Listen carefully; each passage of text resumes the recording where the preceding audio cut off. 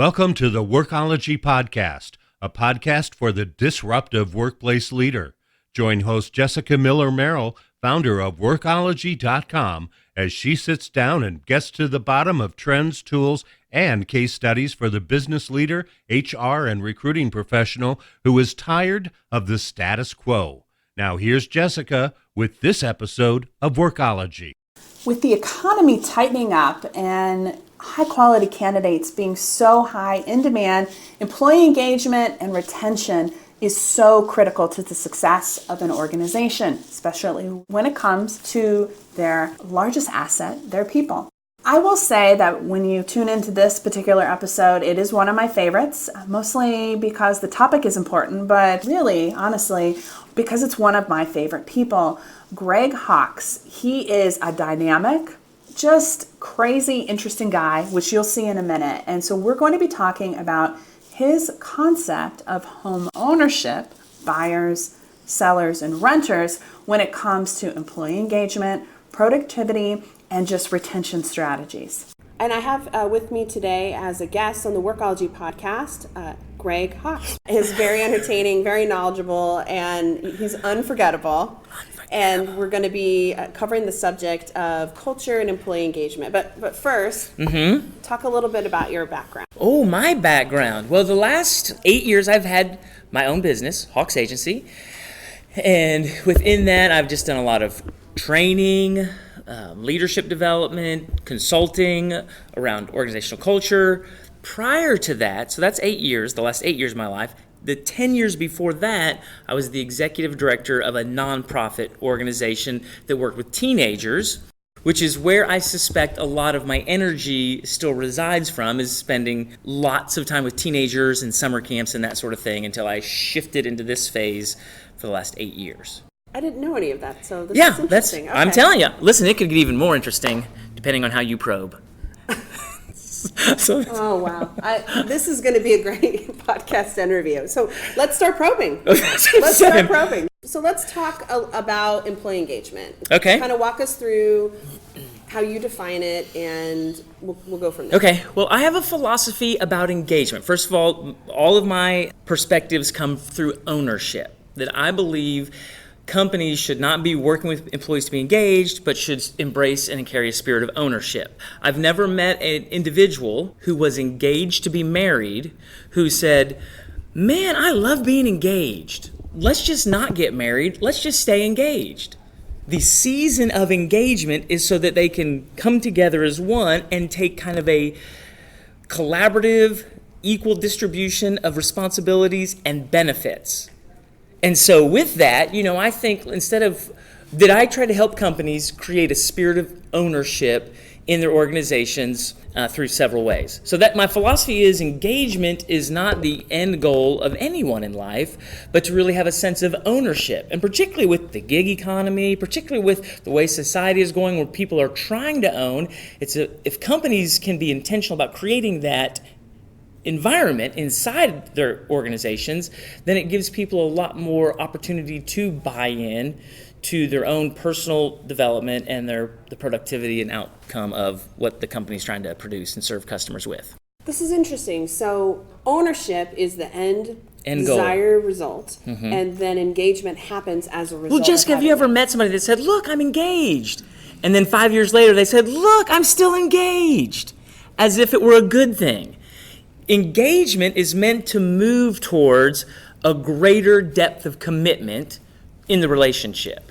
And yet, companies, organizations, HR, everybody gets themselves all wound up about engagement. And I'm like, that is not the end goal. Ownership. Having a spirit of ownership, it doesn't have to be that they actually have a piece of the pie. It doesn't have to be an employee owned, that you can have people benefiting as if they were employee owned, and taking responsibility if you create a culture and environment that gives an equal opportunity for people to contribute and to benefit. So let's back up here, because you said something that was interesting when you mentioned the gig economy, which is probably the most fluid market that you can be in if you're a contract worker or gig worker, Uber driver, Lyft driver, somebody like that.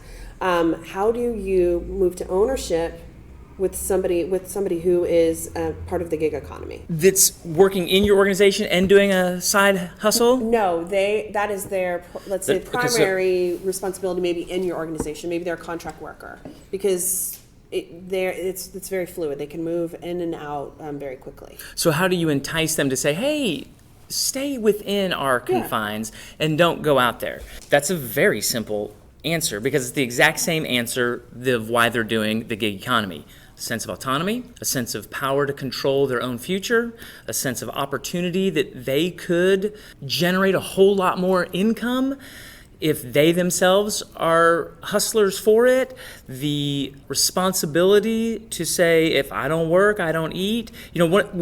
So within that confine, I think what Uber drivers find and what people who are Fiverring and doing all of their independent efforts is that their work-life balance is and I'm not a big fan of that concept at all, but in that scenario, it's worse than working for the man because then it's 24/7, and even though there's a great glorification of hustle, there's also this sense of, if I'm not out driving my car, if I don't have my Uber turned on, then I'm not making any money.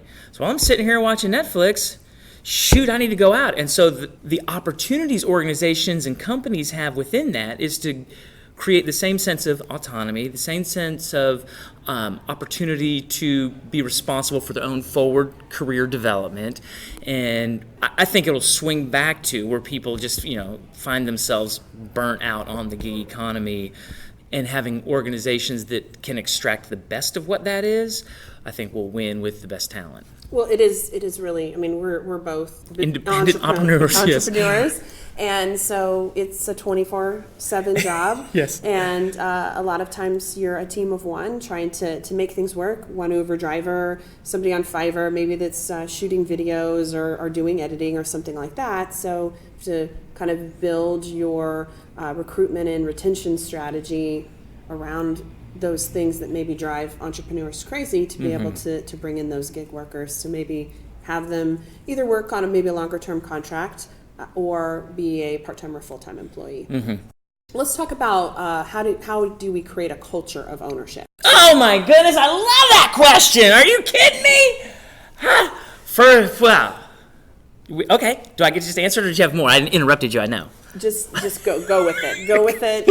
Well, it's really, it's a really simple idea that takes a lot of hard intentional work, as most really cool things do. First and foremost, we start with being intentional about cultivating trust so we can have the necessary conversations. I find a lot of people have thin trust, and so they're not really dealing with the things that need to be dealt with to give people a sense of freedom. So there's a lot of micromanagement, there's a lot of systems in place that prohibit people from being creative, having a sense of autonomy, having a sense of their own voice. So I think establishing that, having this idea of we're going to have an environment where we develop trust enough where we can say hard, direct things so we let each other have the freedom to be who they need to be and how they need to be to do that. And then with unlocking an ownership culture, I shift to, I own investment properties. All of this came out of, in Oklahoma, where we live, is I own several single-family homes, and I noticed it with renters, people who rent my homes, act different than I do in the home that I own, and I see that in the workplace all the time.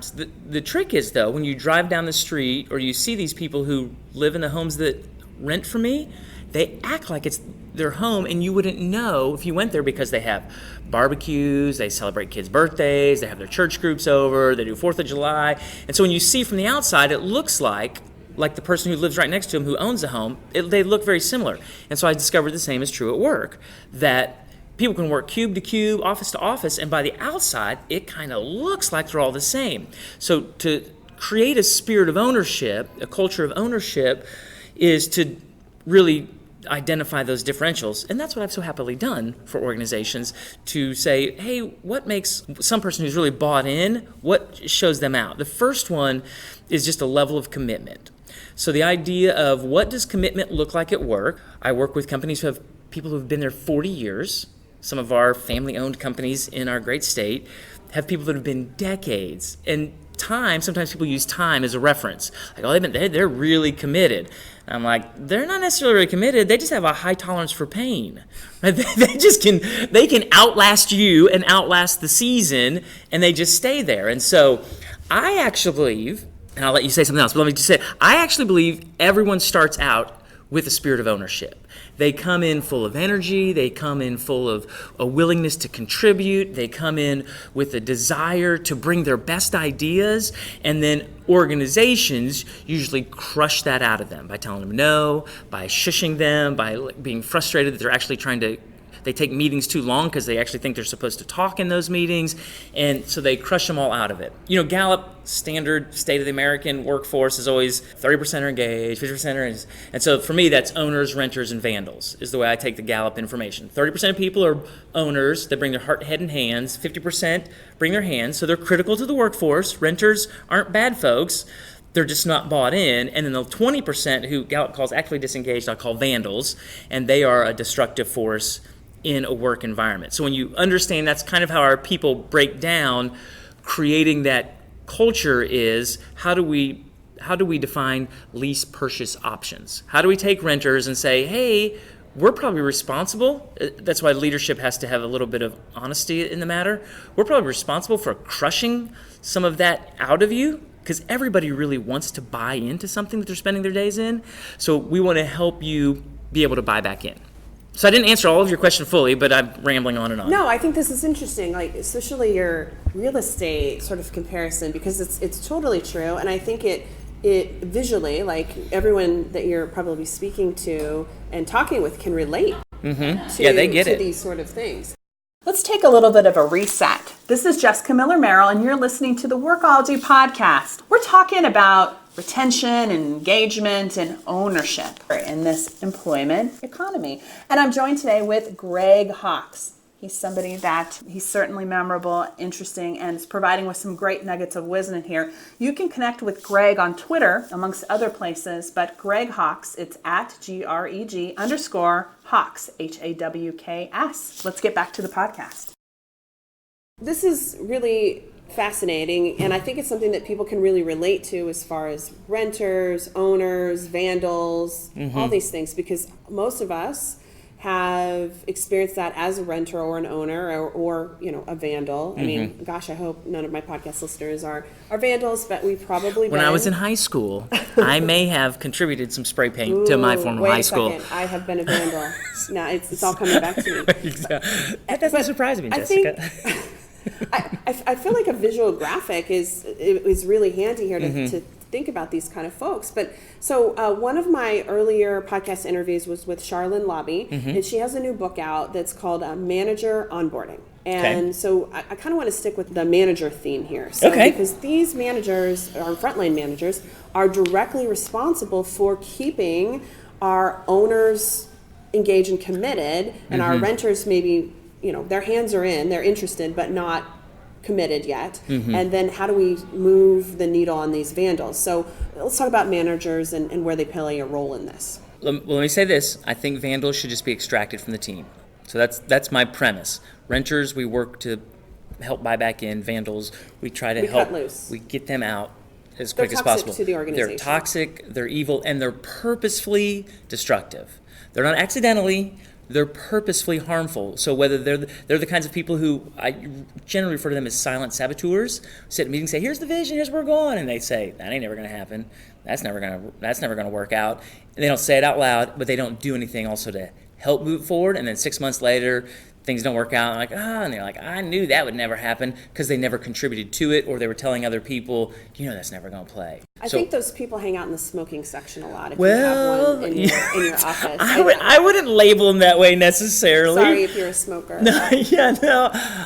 I think they hang out together certainly because they're bitter and they're immature. That's the challenge with vandals, is they're happy to blame every other person in the world for their situation, and that's generally why they treat their company that way, because they feel like somehow they've been victimized and they're unwilling to be responsible for that, therefore they're unwilling to help grow something. So but that's vandals, and they're like 20, they're the people. It's like, don't spend a lot of time, because it's better just to extract them. There's a much greater opportunity in the 50% to convert back into ownership, because within them is the inherent desire to be that kind of person. So like, let's play to people's natural tendencies, like a StrengthsFinder thing. Within people, everybody thinks their voice matters. Like, people are crazy. They think their opinion counts. Jessica, you might not know this, but people, when they offer their thoughts, they think it's the right thought.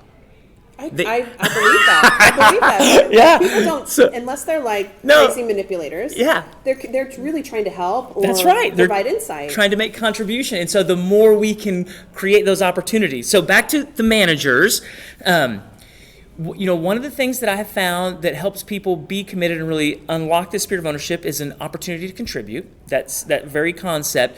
Because generally, when veterans of an organization, a new person comes in and they're like, hey, I had this idea, or I saw this other thing, or I came from this place. Eyes start rolling. People start going, they start looking at their watch, like, how much longer are you going to be? And every nonverbal is saying, we don't really want you contributing. Or when they put out an idea, 5 people say, here's why that's not going to work. That's the dumbest thing I ever heard. Did you know that we've already tried this? But you're just like, fine, never mind. Forget it. Just forget it, right? So, and then you move from being an owner to a renter at that point. That's exactly. Well, it's a progression, yes. But that's what an organization does. Over time, they take people who come with the natural tendency to want to own, crush their spirits, tell them no, dash their hopes, and then they go fine. And then the perversity of it is, leadership says, I just don't know. That guy doesn't bring a whole lot to the table. That girl's just not really contributing. And then they turn around and blame it on that person. And again, because that's cultural. That's the organization's culture. You crush the spirit, and then you hold them responsible for not being willing to contribute. And I'm like, this is all backwards. Right? It takes a culture that says we want to draw you in. So as managers, back to your managers, if managers, whether they're doing huddles, whether they're doing weekly team meetings, first create the opportunity for contribution. What are you seeing? What are you hearing? What are you thinking? Some people have the old school box. Put your suggestion box. Some people have the online versions where they're saying, hey, I saw this. It really makes a difference because when you create a culture that says we want your contribution, whether I use your idea or not, again, immature people attach their identity to their idea. So if you say, that's a bad idea, then I go, oh, you think I'm bad. Mature people say, here's an idea.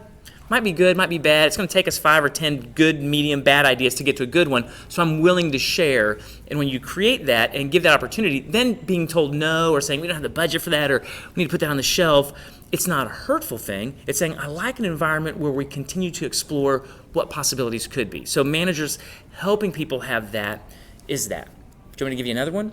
Sure. Okay, so another one is free words. I'm a big fan of free words because the positive loop that takes place when I say, Jessica, you know what I like about you? I appreciate your thoughtfulness about creating products that aren't just surface level, but they're really a resource to help people. When I go specific beyond, Jessica, you're awesome. Jessica, you're the best. Jessica, you're so great on this team. When you go past the surface and you do the specifics, it speaks to your own nature that says that you already think you're doing a good job. Right? People think they're doing a good job. You think what you're doing is meaningful. And so when I speak to that, it does something in you that says, it's about dang time somebody noticed around here what I'm doing. They don't say that out loud, but it feels like that. And then what happens is, Jessica, you say, I don't know why, but I like when Greg's around. I like when that Greg's around. I don't know what it is about him. It's because I like you. It's because I say I like how you are and who you are and what you're doing. And we like being around people who like us. And so this idea of using free words, because oftentimes people resist saying, I don't have budget, I don't have a line, I don't have access to that. What am I supposed to do in increasing values? Because one of my core principles is owners are always increasing values, renters maintain. Like a renter has never said to me, Greg, we want to buy new carpet for the house. No, they don't. They move it. They spill juice. They put holes in walls, and then they move picture frames. They've moved chairs. They're just going to maintain it, and then they're going to move out and be like, oh, my goodness, how did that happen? Right? No sense of we want to create value. And as an owner, I'm always looking to increase value. And so when we use free words to build up our colleagues, our teammates, superiors, subordinates, it creates a positive cycle where people have a sense of value. Because, again, what our gig economy people, they feel like they can increase their own value. That's one of the inherent appeals to gig economy. I can be responsible. And yet when you become mature and are a part of a team and you can go, I can help Jessica become more valuable. And while I do that, I become more valuable. And it creates this positive thing. It causes the end result, customers to be served, products to be put out that are excellent. So that's the thought. So if managers being mindful of creating ways for positive encouragement with specifics, that's the key on that. It has the depth, because the negative sticks and the positive slips. So somebody could have said 10 years to you ago that says, Jessica, you're so dumb, and they meant they were a meaningful relationship in your life, and that stuff just sticks. And that's the condition of our human soul. The negative sticks and the positive slips. So when we create environments where we're saying positives with specifics, it has a depth to it that anchors more firmly than just the you're awesome, you're awesome, you're awesome. So managers can use that as a resource to cultivate a sense of ownership. I find this all fascinating, and let me just tell you that when you meet Greg in person, he's as entertaining in person as over the podcast. I mean, you know he's arrived, and he has so much energy, and I think he does a really great job of infecting other people with that positive, enthusiastic energy, which is really critical in my mind in being a good leader for an organization. Or in an owner, if you will, Yes. right? So let's kind of finish this up, and you can talk to me and tell us where we can learn more about you, because I'm certain that they're like, I need to know this guy, or watch a video, or I need to keep my subscribe children to his away. email newsletter, because Yeah, you are. it's just constant. It's constant goodness. Yeah. Well, thank you so much for the opportunity, Jessica. It is Hawks Agency. So my last name is Hawks, HAWKS, agency.com. And there you can find, I'm doing these weekly videos that I'm most excited about because I love culture, because I think it trumps vision, I think it trumps leadership, I think it trumps policy, I think it's the key to all success for organizations. So I'm going into healthy cultures, healthy companies with good cultures, and interviewing them. So I'm interviewing the president or the CEO, I'm interviewing employees, and I'm doing my own rant and raves. So those come out every Wednesday on my Hawks Agency social stream channel. Then I have a weekly newsletter that, again, you can sign up for, that's random inspiration. It's a lot more personal, where I just draw from things that have happened this week and create some sort of context for learning from it. And then I'm on Twitter at Greg_Hawks. Instagram too. Instagram, I like Instagram, and it's because it's personal also. Because we're as individuals, we have this. I'm who I am, and what I'm bringing to it. Part of me is in that, and so I like Instagram. My Instagram name is Greg Hawks with no underscore, so I can't get those changed. Do you have powers to do that? On Twitter, there's a guy. I just want to go off on that. But on Instagram, you'd have to buy him off. I've tried to reach out to him. He hasn't been active for like 5 years. I'm like, Yeah. sucker. Not unless you get Greg Hawks trademarked. Then you Yeah, I can take him can't. off. I have the domain, for my personal email and stuff. But hawksagency.com is the business and all that kind of thing. All right. Well, be sure to check out Greg and his social stream and all his rantings and ravings and LinkedIn. personal Come hang out with me inspiration. on LinkedIn. I got a lot of good friends on LinkedIn too. All right. Thanks so much. Thank you. I think when it comes to employee engagement and productivity, we can all take a little bit more ownership. I think it's time for us to really sit down and think about how we can help our employees become buyers in this talent market, investing in our organization, sticking around, and really putting their heart and soul into the workplace. There takes some work for that on both sides, us as employers, but also our employees. They need to take ownership as well and get in there and make it happen. Thank you for joining the Workology Podcast, a podcast for the disruptive workplace leader who's tired of the status quo. This is Jessica Miller Merrill, and until next time, you can visit Workology.com to listen to all our previous podcast episodes. Make it a great day.